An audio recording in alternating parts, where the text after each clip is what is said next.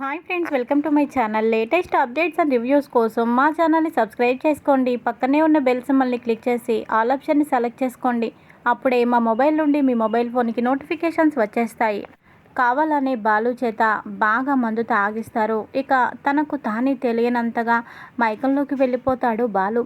ఇక ఫంక్షన్లో ఉన్న వాళ్ళందరూ బాలుకి మైకిచ్చి మీనా గురించి చెప్పమంటారు. తనకి ఎంత ప్రేమ ఉందో కూడా ఆ ప్రేమని బయటపెట్టమని అంటారు.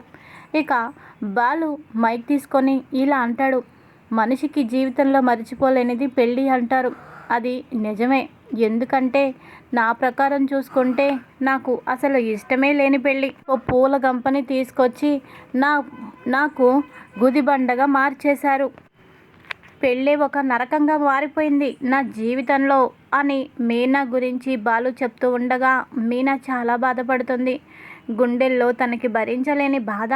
ఇక ఆ మాటలు అక్కడ తనకి వినడం ఇష్టం లేక అక్కడి నుంచి మీనా వెళ్ళిపోతుంది. ఇక ఏడ్చుకుంటూ ఇంటికి వచ్చేస్తుంది. మౌనిక, వదినా వదినా ఏమైంది వదినా, ఎందుకు ఇలా ఏడుస్తున్నావు, ఏమైంది వదినా అని చెప్పి అంటుంది. ఏం లేదు అని చెప్పి లోపలికి వెళ్ళిపోతుంది. కానీ మౌనిక మాత్రం బాధపడుతుంది. పార్టీలో మళ్ళీ అన్నయ్య ఏమైనా నిన్ను బాధ పెట్టాడా, చెప్పు వదినా అని ఎంత అడిగినా కూడా మీనా ఇంకా చెప్పకపోవడంతో అన్నయ్య ఖచ్చితంగా వదిన్ని ఏదో బాధ పెట్టే ఉంటాడు. పాపం వదిన ఎంతో సంతోషంగా పార్టీకి వెళ్ళింది. అన్నయ్యకి ఐ లవ్ యూ కూడా చెబుతానని చెప్పింది. వదిన మనసులో అన్నయ్య గురించి ఎంత ప్రేమ ఉందో తెలిసిన తర్వాత నాకు చాలా సంతోషం అనిపించింది. అంత ప్రేమిస్తున్నా వదిన్ని ఎందుకు అన్నయ్య నిర్లక్ష్యం చేస్తున్నాడు, ఎందుకు మళ్ళీ ఫంక్షన్లో బాధ పెట్టాడు, వచ్చాక అడుగుతాను అని అనుకుంటూ ఉంటుంది. ఇక తర్వాత మీనా వెళ్ళిపోయినట్టు కూడా బాలుకి అసలు సోయ ఉండదు. ఆ తర్వాత ఇలా అంటాడు, ఇప్పటి వరకు నేను మీకు చెప్పాను కదా, అవన్నీ కూడా అబద్ధం అని అనగానే, అదేంటి బాలు, ఇప్పటి వరకు పెళ్ళే ఒక నరకం అన్నావు, అది ఒక ఊబి అన్నావు, అందులో పడితే బయటికి రాలేరు అని అన్నావు, మళ్ళీ ఇంతలోనే ఏంటి అబద్ధం అంటున్నావు అని అంటే, అవును అది అబద్ధం. నేను కూడా మొదట్లో పెళ్ళైన తరువాత అది ఒక మురికి కూపం, అందులో పడితే బయటికి రాలేరు, ఒక నరకం అంటూ రకరకాల పేర్లు పెట్టాను. కానీ అదంతా అబద్ధమని నాకు తెలిసింది. నా జీవితంలో ఎన్నో సంఘటనలు జరిగాయి. చిన్నప్పటి నుంచి నేను ఎంతో బాధలో పెరిగాను. సంతోషం అనేదే లేకుండా పెరిగి పెద్దవాడిని అయ్యాను. కానీ నిజంగా నా జీవితంలోకి మీనా వచ్చిన తరువాతే నాకు సంతోషం వచ్చింది. ఎప్పుడు నాకు కష్టం వచ్చినా నా పక్కన నిలబడుతుంది. పూలగంప గురించి నేను ఎప్పుడూ పట్టించుకోలేదు. కానీ పూలగంపకి నేనంటే పంచప్రాణం. నా కోసం కళ్ళల్లో ఒత్తులేసుకొని ఎదురు చూస్తూ ఉంటుంది. తను నా సర్వస్వం. ఈ మాట తనతో కూడా నేను ఎప్పుడూ చెప్పలేదు, మీతో చెబుతున్నాను. నేనైతే తనని ప్రేమిస్తున్నాను. ఇలాంటి వ్యక్తి జీవితంలో వస్తే ఎవరైనా కూడా సంతోషంగా ఉంటారు. నేను గొప్ప అదృష్టవంతుణ్ణి అని నాకు అర్థమైంది. ఇంతకుముందు అందరూ నన్ను నష్టజాతకుడు అన్నప్పుడల్లా నిజంగా నేను నష్టజాతకుడినేనా అని బాధపడేవాడిని. కానీ మీనా నా జీవితంలోకి వచ్చాక నేను నష్టజాతకుడిని కాదు, నేను అదృష్టవంతుణ్ణి, గొప్ప జాతకుడిని అని నాకే అనిపిస్తుంది. ఎందుకంటే మీనా లాంటి మంచి అమ్మాయి దొరికితే ఏ భర్తకైనా కావాల్సింది ఏముంటుంది అని అంటాడు. ఇక మరి ఇంతగా ప్రేమించే నువ్వు ఈ మాటలు నీ భార్యతో ఎందుకు చెప్పలేదు అని అంటే, ఎందుకంటే నా భార్య మీనాకి కొంచెం ఈగో కూడా ఉంది. తనకి కూడా నేనంటే ఇష్టమే, కానీ ఎప్పుడు నా దగ్గర బయట పెట్టలేదు. తన ప్రేమ నాకు చెప్పలేదు. అందుకని నేను మాత్రం ఎందుకు చెప్పాలి, నేను కూడా చెప్పను అని అంటాడు. ఇక ఇదిలా ఉండగా ఇంకొక పక్కన మనోజ్, రోహిణి ఇద్దరు కుళ్ళుకుంటారు. వీళ్ళిద్దరూ బయటికి పోట్లాడుకుంటున్నట్టు కనిపించినా లోపల ఒకరికి మీద ఒకరికి ఎంత ప్రేమ, ఎంత అన్యోన్యత, గొప్ప జంట అని రోహిణి అనుకుంటుంది. మాదే పాపిష్టి జంట. నేను ఎంతో మోసం చేస్తున్నాను ఆయన్ని, ఆయన ఆ మోసాన్ని తెలుసుకోలేకపోతున్నాడు. నేను గొప్ప కోటీశ్వరురాలని, నా వెనుక కోట్ల ఆస్తి ఉందని అనుకుంటున్నాడు. అలా అనుకోవడం కూడా తప్పే కదా. ఓ పేదింటి పిల్లని అని నన్ను అనుకోవచ్చు కదా. తల్లి కొడుకులకి డబ్బు మీద బాగా వ్యామోహం ఉన్నట్టుంది. ఇలాంటి వాళ్లకు నేను మోసం చేయడంలో తప్పే లేదు అని అనుకుంటూ ఉంటుంది ఇక రోహిణి. అదే సమయంలో మనోజ్ కూడా రోహిణి కోసం ఇలా అనుకుంటాడు. రోహిణి వెనుక చాలా డబ్బు ఉంది, చాలా ఆస్తి ఉంది. ఇక నేను ఏ ఉద్యోగం సద్యోగం చేయాల్సిన అవసరమే లేదు. నా రోహిణి ఆస్తిని ఎంచక్కా అనుభవించవచ్చు. ఈ బాలుగాళ్లాగా నేను కష్టపడాల్సిన అవసరమే లేదు అని అనుకుంటూ ఉంటాడు. ఇక ఇదిలా ఉండగా ఇంకో పక్కన పార్టీ అంతా అయిపోయి ఎవరికి వారు ఇంటికి వచ్చేస్తారు. మీనా ఏది అని అంటాడు. అదేంట్రా, ఇందాక మీనా వెళ్ళిపోయింది కదా, మీనా ఏదని మమ్మల్ని అడుగుతావేంటి? చాలామంది ఇంటికి వెళ్ళిపోయారు అని అనగానే, అదేంటి మీనా వెళ్ళిపోయిందా, ఇంత రాత్రిపూట ఎంత చీకట్లో అని అనగానే, సరేలే నేను వెళ్తాలే అని ఇక బాలు ఇంటి దగ్గరికి వస్తాడు. బాలు ఎప్పుడెప్పుడు వస్తాడా అని మౌనిక ఎదురు చూస్తూ కూర్చుంటుంది. ఇక బాలుని చూడగానే, ఏంటన్నయ్యా, ఏంటి నువ్వు చేసిన పని, అసలు నువ్వు ఇలా ఎందుకు చేస్తున్నావు, ఎందుకు వదిలి నువ్వు బాధ పెడుతున్నావు అని అంటుంది. ఏంటి మౌనిక అలా మాట్లాడుతున్నావేంటి, నేనేం బాధ పెట్టాను, నిజానికి మీ వదిన నాకు చెప్పపెట్టకుండా వచ్చేసింది, నేను ఎంత కంగారు పడ్డానో తెలుసా అని అంటాడు. నువ్వు కంగారు పడ్డావా వదిన గురించి? అసలు నువ్వు మనిషివే కాదన్నయ్యా అని అంటుంది. అదేంటమ్మా అలా డిసైడ్ అయిపోయావేంటి అని అంటాడు. అన్నయ్య, నువ్వు చాలా పెద్ద తప్పు చేస్తున్నావు. పాపం వదిన ఎంతో సంతోషంతో పార్టీకి నీతో పాటు వచ్చింది.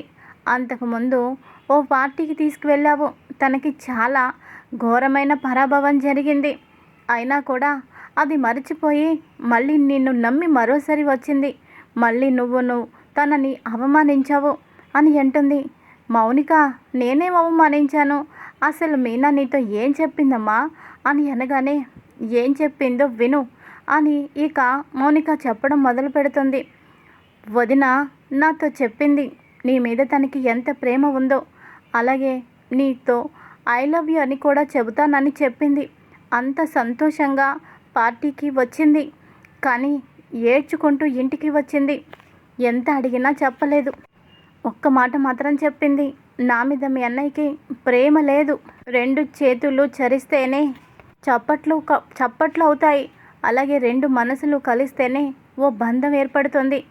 నా వైపు నుంచి బంధం కోరుకుంటున్నా, మీ అన్నయ్య వైపు నుంచి బంధాన్ని కోరుకోవడం లేదు.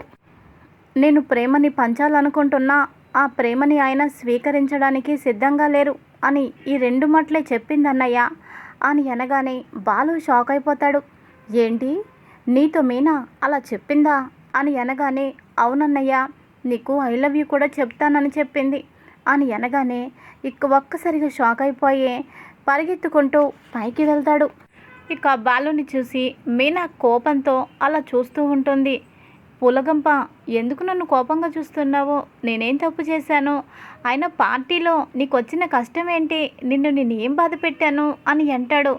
ఏంటి, ఇంకా ఏం బాధ పెట్టాను అని అడుగుతున్నారా అని చెప్పి కోపంతో చేతిలో ఉన్న గ్లాసు నేల మీద విసిరి కొడుతుంది.